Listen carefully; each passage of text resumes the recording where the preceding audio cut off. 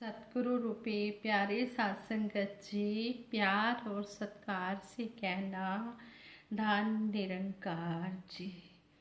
सबसे पहले सतगुरु माता जी का शुक्राना, लख लख शुक्राना करते हैं, जिनकी अपार कृपा से हम सब सेवा सिमरन सत्संग का आनंद मान रहे हैं।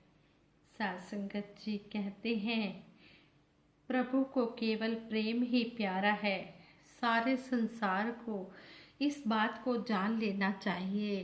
संत तुलसीदास जी ने भी कहा है, राम ही केवल प्रेम प्यारा, जान लेहु जो जानन हारा। कहते हैं कि मर्यादा पुरुषोत्तम भगवान राम जी का प्रेम प्यार है, उसका असली सार विरले सज्जनों ने ही जाना है।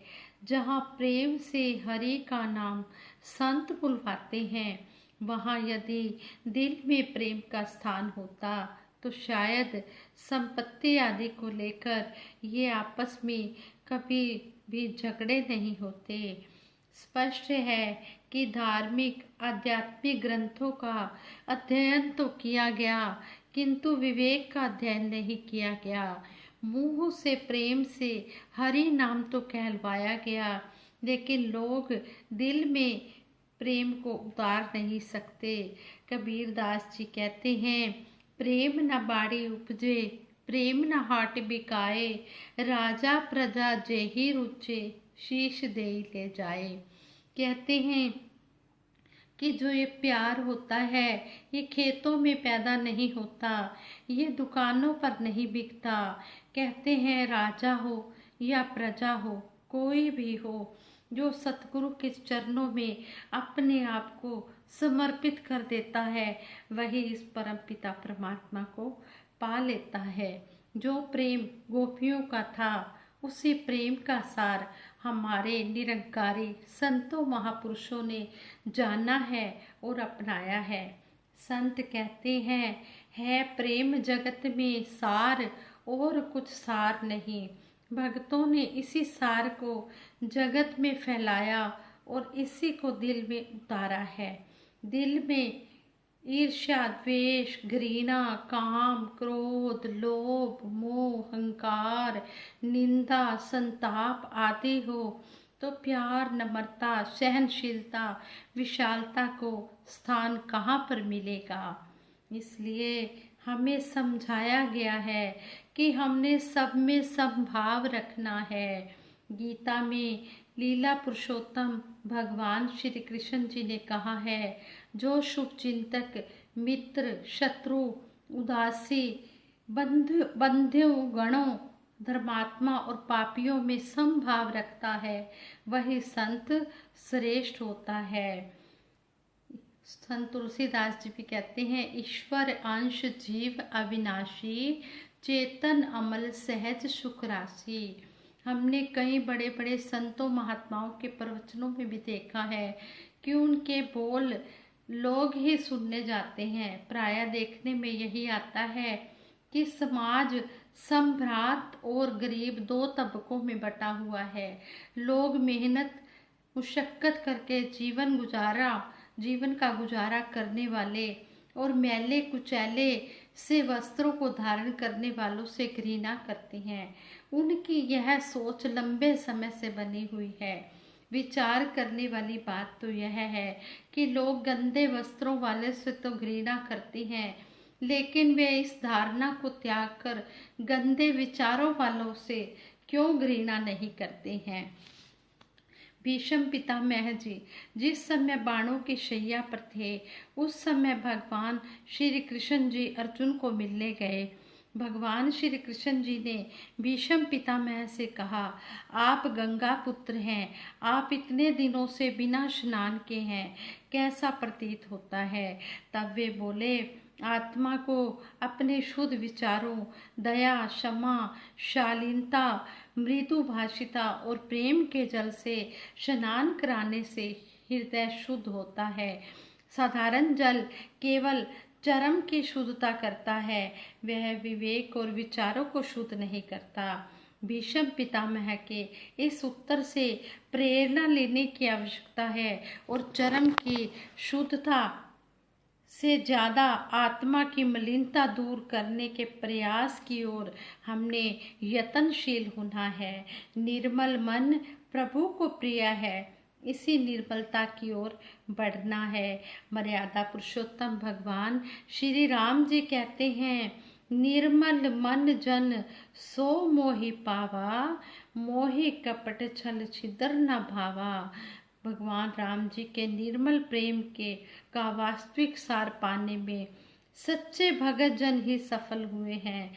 कबीरदास जी कहते हैं, कबीरा वे नर अंध हैं जो गुरु को कहते और, हरि रूठे गुरु ठोर है, गुरु रूठे नहीं ठोर। कबीरदास जी कहते हैं, वे मानव अंधे हैं जो गुरु को और बताते हैं।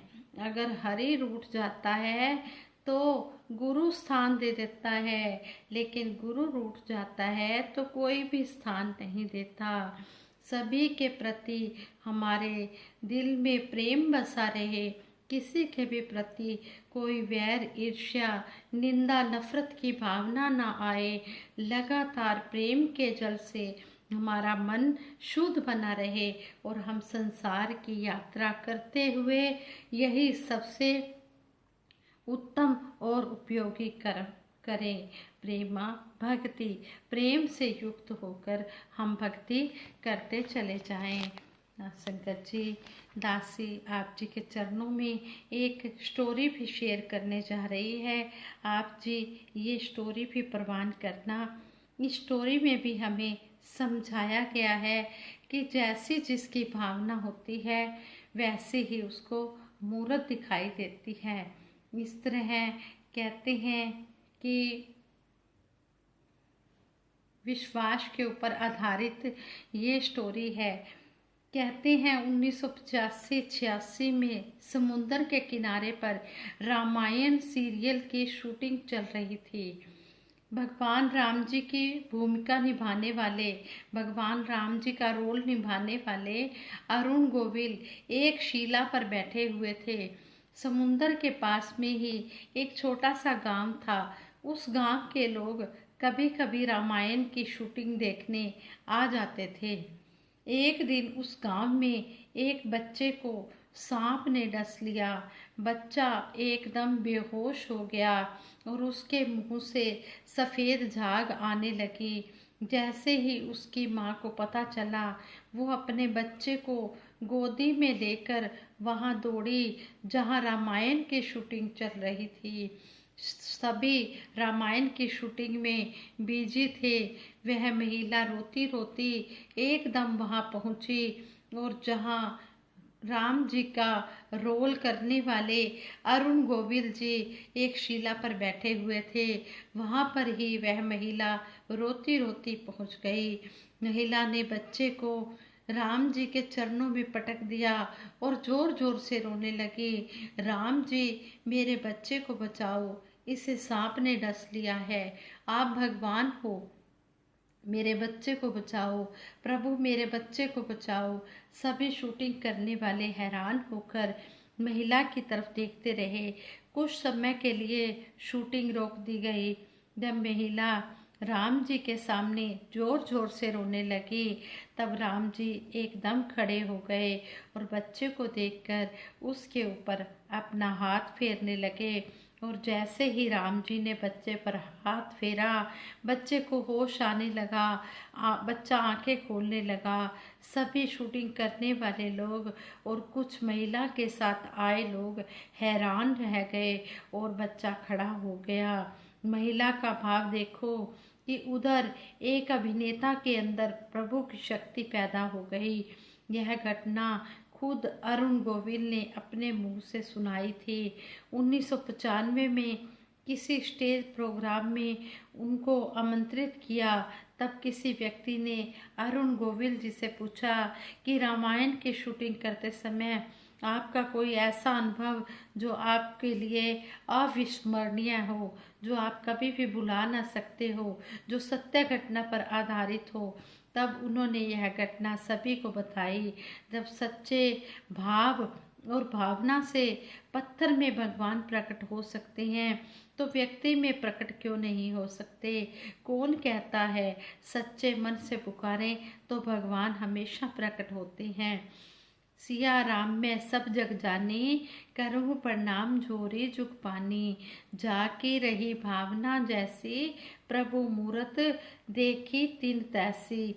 कहते हैं कि जैसी जैसी कोई भावना लेकर सतगुरु के दरबार में आता है वैसी वैसी ही वो मूरत देखता है। जिसके मन में श्रद्धा, सच्ची लगन श्रद्धा होती है, जो श्रद्धा और समर्पण वाली लेकर भावना सतगुरु के चरणों में आ जाता है, जो कहते हैं कि ये उसी रूप में ही प्रकट हो जाता है। अपने भगत के लिए ये भगत के सामने प्रकट हो जाता है, लेकिन हमारा मन शुद्ध होना चाहिए, हमारे मन में सच्चा प्यार होना चाहिए, ऐसा प्यार होना चाहिए कि जहाँ कुछ और समा ही ना सके। और दासी एक और स्टोरी आप जी के चरणों में शेयर करेगी। कहते हैं एक बार शांति निकेतन के अपने कक्ष में गुरु रविंद्रनाथ टैगोर कविता लिख रहे थे। कविता लिखने में वह इतने तल्लीन थे कि उन्हें पता ही नहीं चला कि कोई उनके रूम में आ गया है। वह एक जो उनके रूम में दाखिल हो गया था, उन्होंने देखा कि वह एक डाकू था। उन्हें थोड़ी देर के बाद पता चला, उस समय उन्हें पता नहीं चला जब वो कविता लिख रहे थे। जब वो कविता लिख चुके तो थोड़ी सी उनकी कविता रह गई थी, तो तब उन्हें ध्यान आया कि कोई उनके रूम में आ गया है। जब उन्होंने देखा तो एक डाकू उनके रूम में आया हुआ था और वह डाकू निकट पहुंचकर बड़ी तेज आवाज में बोला, आज मैं तेरी प्राण लीला समाप्त करके ही जाऊंगा। डाकू की आवाज सुनकर गुरु रविंद्रनाथ जी का ध्यान उस ओर गया। देखा पास में डाकू हाथ में एक धारदार हथियार लिए खड़ा है और वह उनको मारने की ताक में है। वह बोले, जरा ठहरो, एक सुंदर भाव उत्पन्न हुआ है, उसे मैं कविता में उतार लूं, उसके बाद तुम मुझे मार देना। मैं तुम्हें रोकूंगा नहीं, आनंद पूर्वक अपने प्राण दे दूंगा। इतना कहकर गुरु रविंद्रनाथ टैगोर फिर से अपनी कविता लिखने में लग गए। डाकू उन्हें देखकर हैरान रह गया। रविंद्रनाथ जी कविता में इतने डूबे हुए थे कि उन्हें ध्यान ही नहीं रहा कि पास में उनकी हत्या के प्रयोजन से डाकू खड़ा हुआ है। जब कविता पूरी हुई तो गुरुदेव को डाकू का ख्याल आया, तो वह उसकी ओर देखकर बोले, देरी के लिए मैं क्षमा चाहता हूँ। कविता लिखने में इतना मगन हो गया था कि मैं तुम्हारे बारे में भूल ही गया था। अब तुम अपना प्रयोजन सिद्ध कर सकते हो। उनके इतना कहते ही डाकू गुरुदेव के चरणों में गिर पड़ा। उसकी आंखों से आंसू बहने लगे। यह हत्या का विचार त्याग कर उनसे माफी मांगने लगा। साथ संगत जी, तभी तो कहा है, संत ना होते जगत में जल मरता संसार। संतों महापुरुषों के सहारे ये जो धरती है ये टिकी हुई है। संत महापुरुष अपने प्रेम रूपी जल से सभी को अपना बना लेते हैं। ये कभी भी किसी की भी बात का बुरा नहीं मानते हैं। जो भी इनके पास आ जाता है ये उनके मन के भाव ही बदल देते हैं। तभी तो कहते हैं कि पापी कपटे मूरख ताई रब दे नाल मिलांदा ए, रहन बहन ते खाण पीण दियां जाचां पिया सिखांदा ए, गम फिकर सब दूर है करदा, दिल दा कमल खिलांदा ए, कहे अवतार है समा सुहाना, रूह नूं रब मिलांदा ए। शाह जी कह रहे हैं कि कोई भी सतगुरु की शरण में आ जाता है, पापी हो, कपटी हो, मूर्ख हो, चोर हो, डाकू हो, उसके मन के भाव बदले जाते हैं। यह जो समा सुहाना है यह परमात्मा से मिलने का है। यह रूह को परमात्मा से मिला रहा है। आओ दातार से यही अरदास करें, सच्चे पातशाह सभी के घर में बैठकर सभी का ये मानव जीवन का जो लक्ष्य है उसे सच्चे पातशाह आप जी पूरा कर देना। और सतगुरु सच्चे पातशाह के चरणों में हाथ जोड़कर यही अरदास करते हैं, हे दाता जो भी आप जी ने दिया है आप जी का हर पल हम शुक्राना ही करते हैं। मेरी हर अर्जी को तूने मंजूर किया है, बिन मांगे भरपूर दिया है। जीवन यूं ही बनाए रखना, जीवन यूं ही खुशहाल बनाए रखना। लेती रहूं आप जी का नाम, अपनी कृपा बनाए रखना। सच्चे पातशाह आप जी का ही सहारा है, आप जी का ही आसरा है। आप जी ने ही ये जीवन की नैया पार लगानी है। हम तो आप जी के ही भरोसे हैं, हमारा आप जी के सिवाय कोई नहीं है। रैबर तेरे चरणों में हर श्वास गुजर जाए, सच्चे पातशाह हर श्वास आप जी के चरणों में हमारा गुजर जाए। कोई भी श्वास आप जी से अलग होकर ना बीते, हमेशा आप जी के एहसास में ही बीते। यही आप जी से आशीर्वाद मांगते हैं। ये विचार करते हुए दासी से कहीं भूले हुई होंगी, उन भूलों के लिए दासी क्षमा प्रार्थी है। और आगे के लिए सद्बुद्धि देना, सद्विचार देना, सद्मार्ग देना, सद्व्यवहार देना। मेरे मालिक दीनदयाल और सभी के भले की कामना के लिए दासी सिमरन करवाएगी। सभी ने मिलकर सिमरन में साथ देना है। तू ही निरंकार मैं तेरी शरण हाँ, मैनू बख्श लो। तू ही निरंकार मैं तेरी शरण हाँ, मैनू बख्श लो। तू ही निरंकार मैं तेरी शरण हाँ, मैनू बख्श लो। तू ही निरंकार मैं तेरी शरण हाँ, मैनू बख्श लो। बोलिए सतगुरु माता सुदीक्षा सविंदर हरदेव जी महाराज की जय। निरंकारी राजमाता गुरु बचन अवतार की जय।